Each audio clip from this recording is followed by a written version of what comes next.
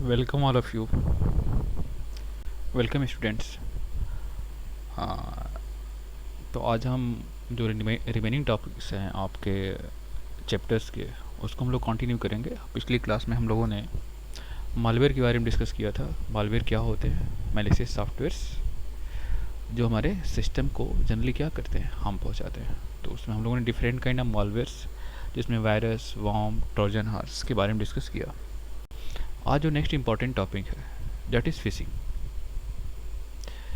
और आज की डेट में जो बहुत सारी इन्फॉर्मेशन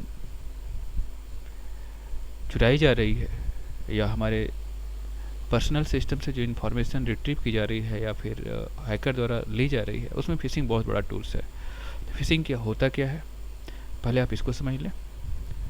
इसके बाद हम बाकी कैसे फिशिंग की जाती है, इसके बारे में हम लोग डिस्कस करेंगे। ठीक है, तो हम देखते हैं फिशिंग क्या होता है। Fishing refers to the act of stealing user personal information through the fraud mails। यानी किसी पर्टिकुलर पर्सन के इम्पॉर्टेंट इन्फॉर्मेशन को चुराना स्टीलिंग कहा जाता है। और स्टीलिंग करने का जो तरीका होता है, it is made through the fraud emails. यानी कि जो पर्सन्स होते हैं जो आपकी इन्फॉर्मेशन को गेट करना चाहते हैं, हैक करना चाहते हैं, वो क्या करते हैं, आपको ईमेल सेंड करते हैं। और जब ईमेल सेंड करते हैं और कहते हैं कि for the secure login click on the following page. अगर आप सिक्योरली लॉगिन करना चाहते हैं, फेसबुक पे लॉगिन करना चाहते हैं, तो आप यहाँ पे फॉलो करें। तो जैसे आप उस पेज को ओपन करते हैं, तो एक्चुअली वो फेसबुक नहीं होता है। तो वो फेसबुक नहीं हो सकता, कोई और ही पेज हो सकता है। जैसे मंथली आप जो यूआरएल में टाइप करते हैं, क्या टाइप करते हैं, जैसे कोई सी साइट हो, तो आप यहाँ पे लिखते हैं यूआरएल में जैसे facebook.com।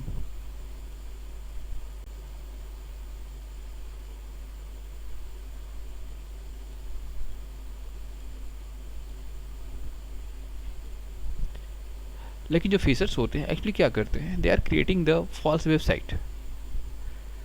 जैसे यहाँ पे फेसबुक है, तो उन्होंने क्रिएट कर दिया क्या, फेक बुक ऐसे।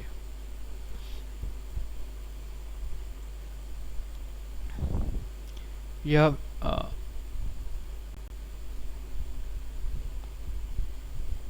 ऐसे fake book.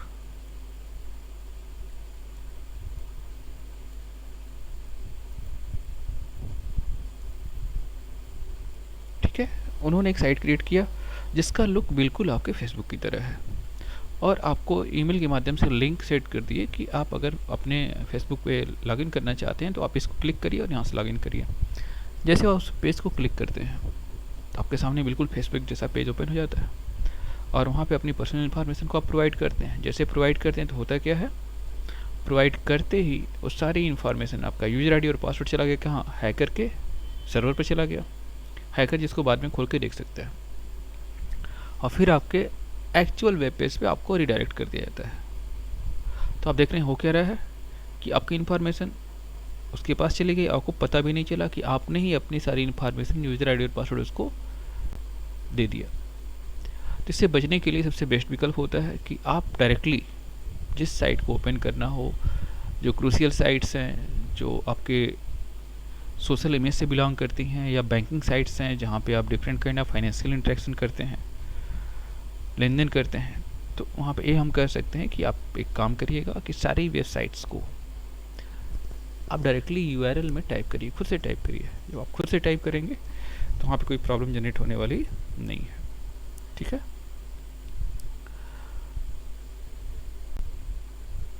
these mails either entail personal information through the embedded forms or certain links।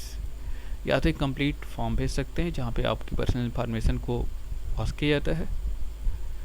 Information attempt to stolen में भी include the bank account number, debit card, credit card, password. ये सारी चीज़ों को वो चुराने की कोशिश करते हैं कि आप अपनी इन्फॉर्मेशन को अपडेट करना है, क्रेडिट कार्ड डिटेल को अपडेट करना है। बहुत अलग अलग तरीके से फ्रॉड हो रहे हैं। जैसे एक आज नया टाइप का फ्रॉड हमारे सामने आया है, तो उसमें यही कहा जा रहा है कि एक पर्सनस हैं जो डोर टू डोर जा रहे हैं और कह रहे हैं कि आपको 10 रुपये में एलईडी प्रोवाइड करेंगे, और आपको 10 रुपये में एलईडी दे भी रहे हैं। लेकिन एक्चुअल प्रोसेसिंग एलईडी लाइट की क्या होती है, 100 रुपीज़ होती है। लेकिन आप जस्ट इमेजिन करिए कि आपको 10 रुपीज़ में दे रहे हैं और बदले में क्या ले रहे हैं, आपका आधार कार्ड नंबर और आपका फिंगरप्रिंट ले रहे हैं। आप इनको प्रोवाइड किया, आपको एलईडी बल्ब दिए और लेके चले गए, बोल गवर्नमेंट की स्कीम है। लेकिन एक्चुअली हो क्या रहा है, उसका मिसयूज़ करके आप पूरे बैंक अकाउंट को खाली कर सकते हैं। तो आप ऐसी गलती मत करिएगा। जहाँ भी आपकी पर्सनल इन्फॉर्मेशन मांगी जाए, अगर वो पर्सन अनजेन्युइन है, जिसके बारे में आप नहीं जानते हैं, तो आप वहाँ पे अपनी पर्सनल इन्फॉर्मेशन को मत प्रोवाइड करिए। ठीक है। तो होता कैसे है, लैक ऑफ अवेयरनेस, यानी कि जब हम लोग को अवेयरनेस कमी होती है तब वहाँ पे इस टाइप की मिस हैपनिंग होती है। Okay.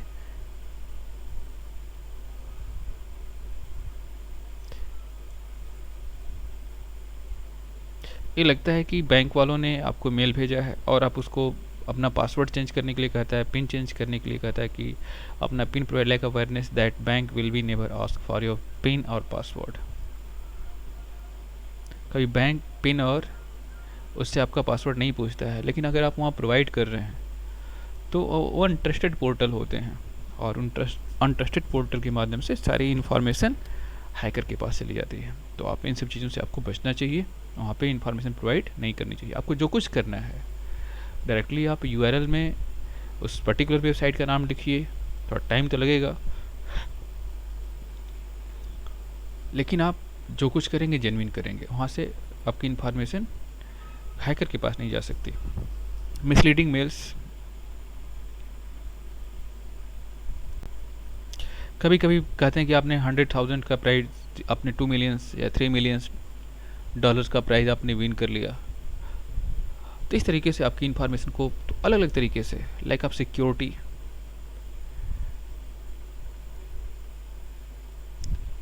What means lack of security, देखिए यहाँ पे lack of inadequate security measures computers और also main cause of mistake us fall prey to phishing. ठीक है।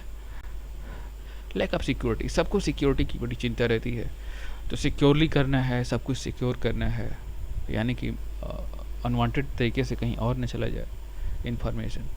सिक्योरली करना है तो यानी कि बैंक हमारा ईमेल आईडी जानता होगा तभी तो हमें इस टाइप की इन्फॉर्मेशन सेंड कर रहा है। तो उससे बचने के लिए डायरेक्टली आप जो लाइफ का सिक्योरिटी होती है, सिक्योरिटी हम चाहते हैं कि फील करते हैं, यानी कि हमारा सब कुछ सिक्योर रहे, ते भी एक बहुत बड़ा कारण बनता है कि हम फिशिंग के शिकार होते हैं। तो इसमें आप बस इतना जानिए कि जो इन्फॉर्मेशन प्रोवाइड करनी है डायरेक्टली आप यूआरएल में उस पर्टिकुलर साइट को टाइप करिए, इसके बाद जो कुछ करना आप उसके थ्रू करिए। किसी पर्टिकुलर ईमेल के लिंक पे क्लिक करके अनजेन्युइन साइट को क्लिक करके अपनी इन्फॉर्मेशन आप प्रोवाइड ना करें। ओके। तो यहाँ पे 3 इंपॉर्टेंट रीजन रहे, क्या, lack of awareness, misleading mails and lack of security. Okay.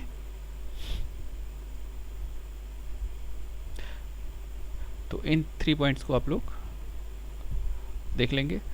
और सबसे इम्पॉर्टेंट पॉइंट होता है कि ये जो फिशिंग का जो मेन टारगेट होता है, स्टीलन में भी bank account number, debit card, credit card, password और एनी अदर वैल्यूएबल डाटा।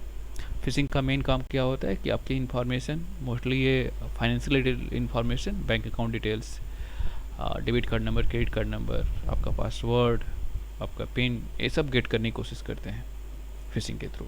तो आप इनसे बचिए और इस टाइप की कोई भी इन्फॉर्मेशन प्रोवाइड वहाँ पे ना करें।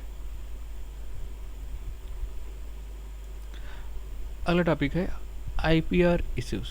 What is IPR? पहले आपको आईपीआर समझना होगा। आईपीआर का मतलब होता है intellectual property. What do means by intellectual property?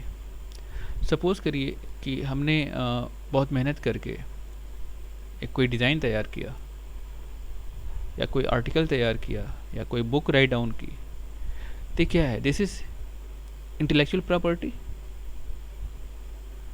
या हमारी कुछ खुद की क्रिएटिविटी है? तो आप कह सकते हैं the work produced by a person, the work produced by person और ऑर्गेनाइजेशन, जो अपने माइंड का यूज़ करके, क्रिएटिविटी का यूज़ करके कुछ नया क्रिएट कर रहे हैं, that is what intellectual property. तो उनकी इंटेलेक्चुअल प्रॉपर्टी है, तो अगर किसी पर्सन को उनके वर्क को यूज़ करना है तो they must to intellectual property right.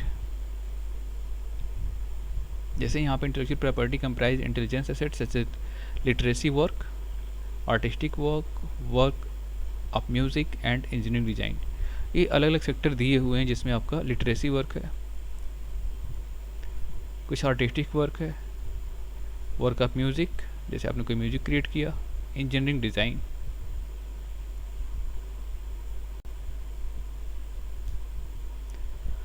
ठीक है, जैसे हमने कोई बुक क्रिएट किया तो उसमें मेरा कॉपीराइट है। अगर कोई पर्सन हमारी विदाउट परमिशन के उस बुक को प्रिंट कर रहा है, सेल कर रहा है, तो इसका मतलब क्या है, इंटेलेक्चुअल प्रॉपर्टी इशू, उसके रिगार्डिंग जो कॉपीराइट लॉ होंगे उनके रिगार्डिंग वहाँ पे copyright, trademark violation, patent violation, copyright violations.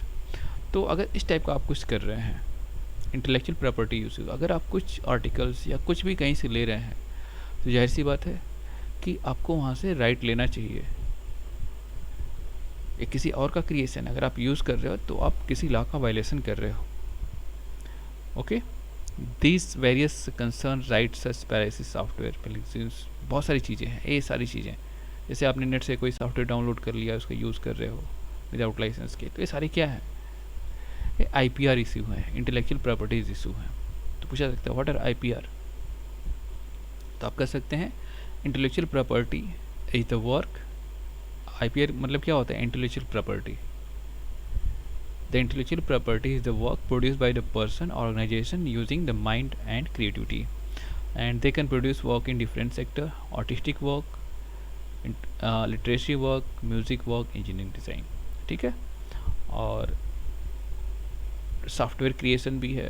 मान लीजिए कोई पर्सन सॉफ्टवेयर यूज़ कर रहा है तो विदाउट लाइसेंस के, विदाउट हमारी परमिशन के सॉफ्टवेयर को डाउनलोड करके यूज़ कर रहा है, इसका मतलब क्या है, इस लॉ का वायलेशन कर रहा है, तो वहाँ पे उसके रिगार्डिंग के ऊपर कार्रवाई हो सकती है। तो आप जब भी यूज़ करें, जैसे अगर आप कोई बुक लेनी है या बुक प्रिंट करनी है तो कॉपीराइट ले लें, कोई सॉफ्टवेयर यूज़ करना है तो उसका लाइसेंस ले लें। ठीक है, तो ये सारी जो लीगल चीज़ें हैं आप लोगों को फॉलो करनी चाहिए। ओके, जिसमें trademark violation, patent violation and copyright violation.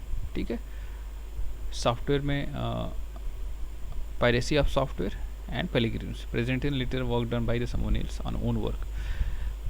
जैसे व्हाट इज प्लेगरिज्म, ये पूछा जाता है व्हाट इज प्लेगरिज्म। प्लेगरिज्म क्या होता है, presenting the literacy of work done by some person as own work, यानी कि लिटरेसी से रिलेटेड, नॉलेज रिलेटेड कोई काम जो किसी और ने प्रोड्यूस क्रिएट किया हुआ है उसको अपना दिखाना, ये हमने क्रिएट किया, ये आर्टिकल हमने लिखा है, ये जोक हमने लिखा है, ये सॉन्ग हमने लिखा है, ऐसा कुछ कहना, ये क्या है, प्लेगरिज्म है। तो आप इनसे ही बचना चाहिए क्योंकि सारे क्या हैं, एक लॉ के रिगार्डिंग से आपस में बधे होते हैं। अगर इसको आप अनोबे कर रहे हैं तो उसके रिगार्डिंग आपके ऊपर कार्रवाई हो सकती है। ठीक है, अगला टॉपिक है hacking. So what do means by hacking, hacking क्या होता है,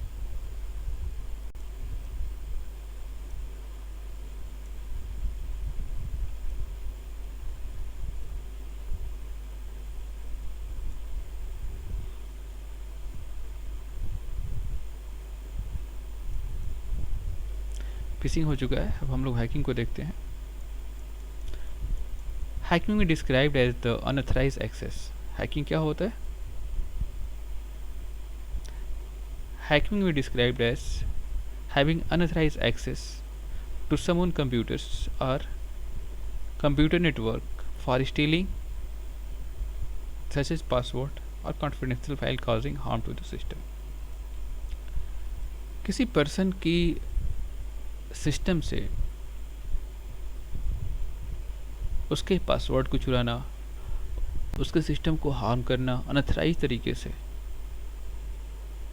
आप ऑथराइज नहीं हो, कॉन्फिडेंशियल फाइल को एक्सेस करना, उसके सिस्टम को क्रैश कर देना, तो ये सारी चीज़ें क्या होती हैं, हैकिंग कहलाती हैं। तो यहाँ पे जो हाईलाइटेड वर्ड है इसको आप लोग नोट्स तैयार कर लीजिएगा। हैकिंग में भी described as having unauthorized access to the person's computers और computer network for stealing resources such as password, confidential files, causing harm to the computer network. यानी कि हैकिंग काम क्या होता है कि किसी दूसरे कंप्यूटर सिस्टम को हार्म करना, उससे फाइल को रिट्रीव करना, कॉन्फिडेंशियल फाइल को रिट्रीव करना, उसके पासवर्ड को रिट्रीव करना, उसके नेटवर्क को नुकसान पहुंचाना, ये सारी चीज़ें क्या होती हैं, हैकिंग्स कहलाती हैं।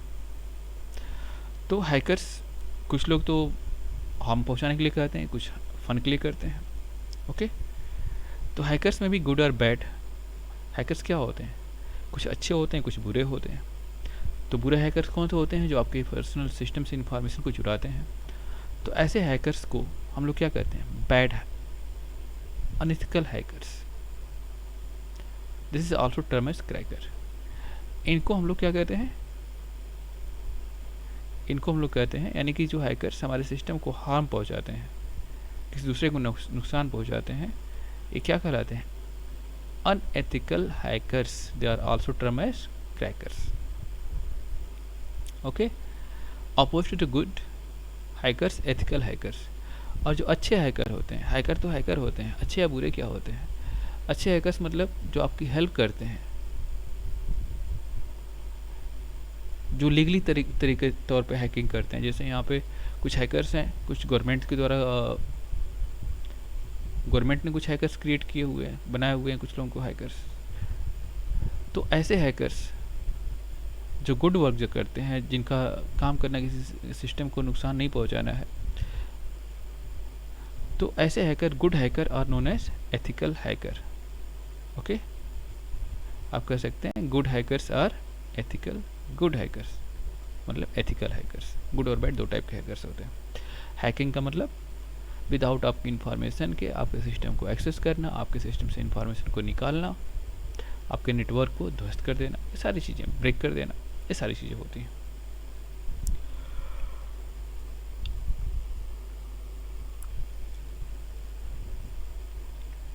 चलिए अगला टॉपिक देख रहे हैं, network security tools and services.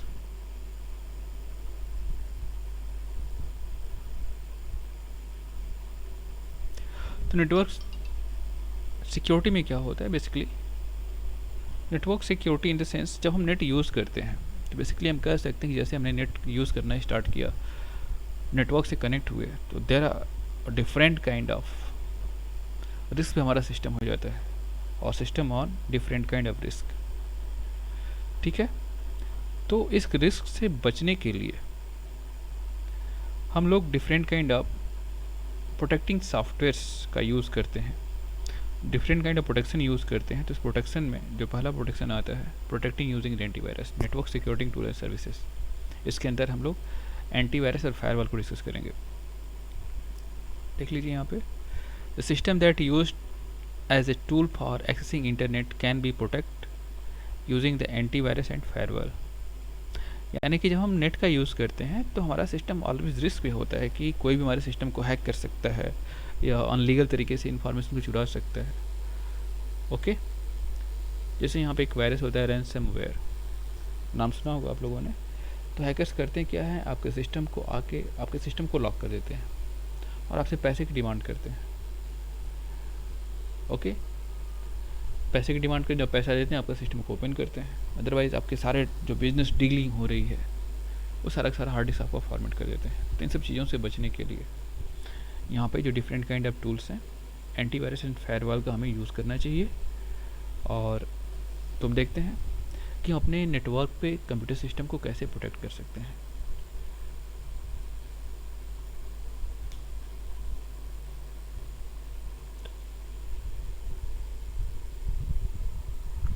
तो चलिए हम लोग बात करते हैं एंटीवायरस की। आपसे पूछा सकता है what are antivirus, how can you protect our system on the internet और नेटवर्क। तो इसमें इंटरनेट की बात करेंगे तो बेसिकली 2 प्रोटेक्टिव मेजर्स आते हैं यूजिंग द एंटीवायरस। और सबसे इंपॉर्टेंट थिंग कि जो आप एंटीवायरस यूज़ करेंगे वो अपडेटेड होना चाहिए। तो सबसे पहले समझ लेते हैं एंटीवायरस क्या होता है।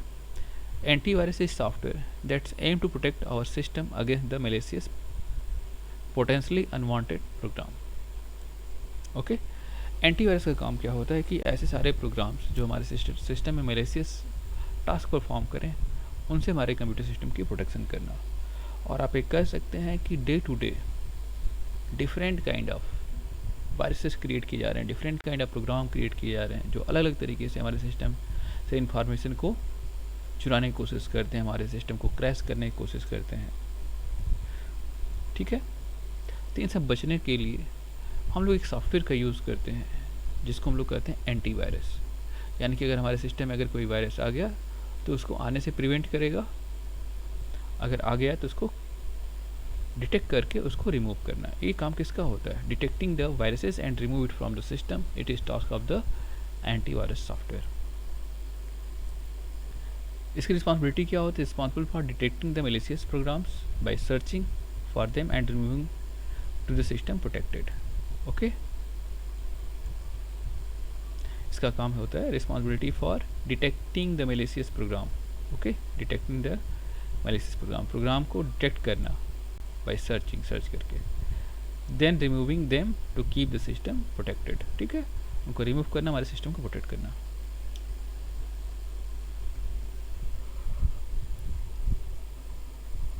और इनका जो मेन वर्क होता है ये डेटाबेस फॉर मालवेयर डेफिनेशंस, ये अपना डेटाबेस क्रिएट करते हैं जहाँ पे डिफरेंट काइंड ऑफ वायरसेस के बारे में, उनके वर्किंग मैकेनिज्म के बारे में कंप्लीट नॉलेज होता है और इन सॉफ्टवेयर का यूज़ करके उनको हम रिमूव कर सकते हैं। वेल,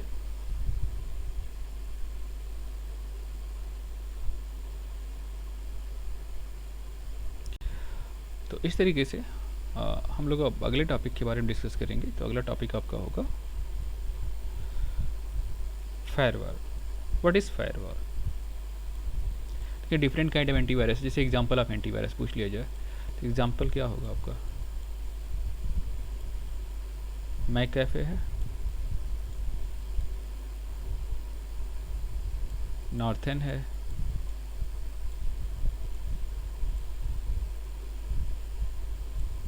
बहुत सारे ऐसे एंटीवायरस सॉफ्टवेयर स्टेट मार्केट में अवेलेबल हैं।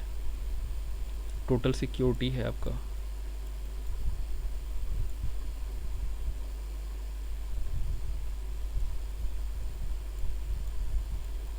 तो अब किसी भी एक लाइसेंस सॉफ्टवेयर एंटीवायरस सॉफ्टवेयर को अपने सिस्टम पे इंस्टॉल कर रखना चाहिए। तो इसका एडवांटेज क्या होता है? और दूसरी चीज़ की अपडेट अप टू डेट होना चाहिए। अगर अपडेट नहीं होगा तो जो नए वायरस होंगे इसको डिटेक्ट नहीं कर पाएगा।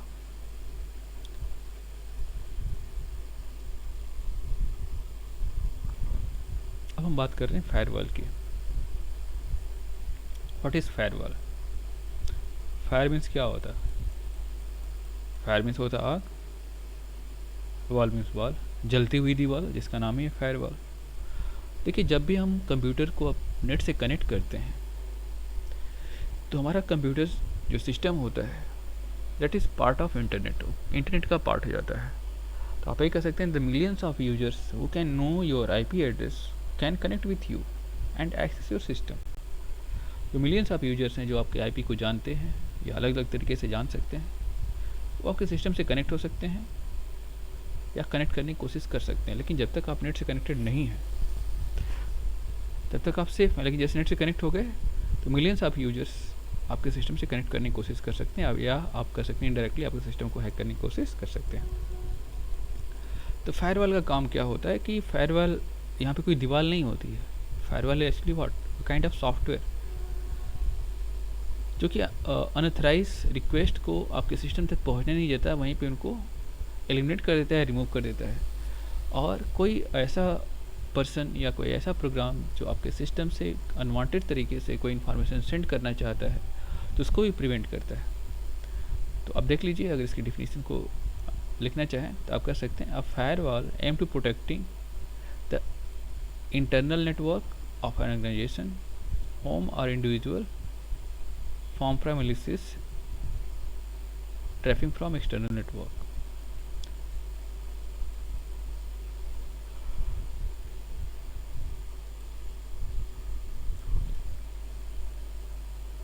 ठीक है, इसमें देखें कि जो फायरवॉल का काम क्या होता है कि हमारे कंप्यूटर सिस्टम को एक्सटर्नली इंटरनेट से जो डिफरेंट काइंड ऑफ हैकर्स हैं उनसे प्रोटेक्ट करना। यानी कि आप रिक्वेस्ट, जैसे यहाँ पे नेट से कनेक्टिविटी हुई है आपकी, तो डायरेक्टली कोई भी, आप अगर यहाँ पे फायरवॉल सॉफ्टवेयर नहीं है तो कोई भी आपके सिस्टम को हैक करने की कोशिश कर सकता है, एक्सेस करने की कोशिश कर सकता है। लेकिन अगर फायरवॉल का सॉफ्टवेयर आपका सिस्टम इंस्टॉल है तो आपसे कनेक्ट होने के पहले पहले वो इस फायरवॉल के थ्रू गुजरेगा, और फायरवॉल में जो टर्म एंड कंडीशन सेटिस्फाइड होगी तभी वो आगे जा पाएगा, अदरवाइज वो आगे नहीं जा पाएगा। ना तो आपको इन्फॉर्मेशन सेंड कर सकता है, ना तो आपसे इन्फॉर्मेशन रिसीव कर सकता है। तो फायरवॉल इज़ वेरी इंपॉर्टेंट। तो फायरवॉल क्या होता है? Firewall is kind of software which use for protecting our system from the external network. तो जो फायरवॉल जो हम लोग यूज़ करते हैं, तो फायरवॉल में बेसिकली या तो आप सॉफ्टवेयर का यूज़ कर सकते हो, या तो फिर एक्सटर्नल हार्डवेयर, ए राउटर और एक कंप्यूटर सर्व एज फायरवॉल। ठीक है।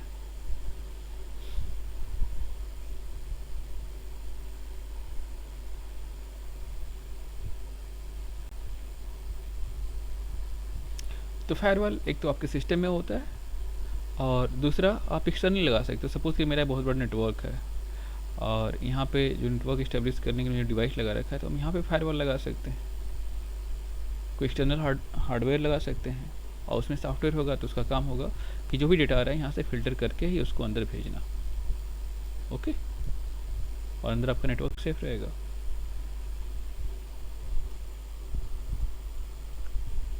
दूसरा फायरवॉल आपके सिस्टम में इंस्टॉल होता है, तो वहाँ से भी आपको प्रोटेक्शन प्रोवाइड करता है।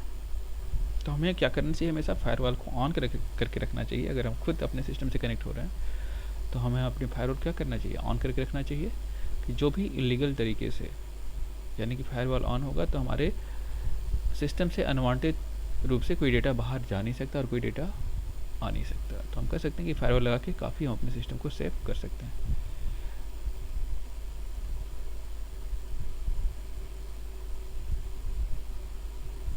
ठीक है, तो फायरवॉल आप इतना नोट कर लीजिएगा। इसके बाद आगे देखते हैं प्रोटेक्टिंग मेजर्स। तो इसको अब हम लोग अगली क्लास में डिस्कस करेंगे, और इसी के साथ आज का लेक्चर कंप्लीट करते हैं। प्रोटेक्टिंग मेजर हम लोग कल कंटिन्यू करेंगे, और उसमें बहुत सारे टॉपिक डिस्कस किए जाएंगे। तो हम आपसे उम्मीद करते हैं कि जो भी डाउट्स होंगे आप नोट डाउन करके रखेंगे, और कमेंट के माध्यम से हमें ज़रूर बताएंगे कि आपकी प्रॉब्लम को एलिमिनेट किया जा सके। और अगले क्लास लेक्चर में आपका चैप्टर भी कंप्लीट हो जाएगा। इसके बाद आप एग्जामिनेशन पॉइंट ऑफ व्यू से प्रिपेयर होइएगा। Okay, thank you all of you.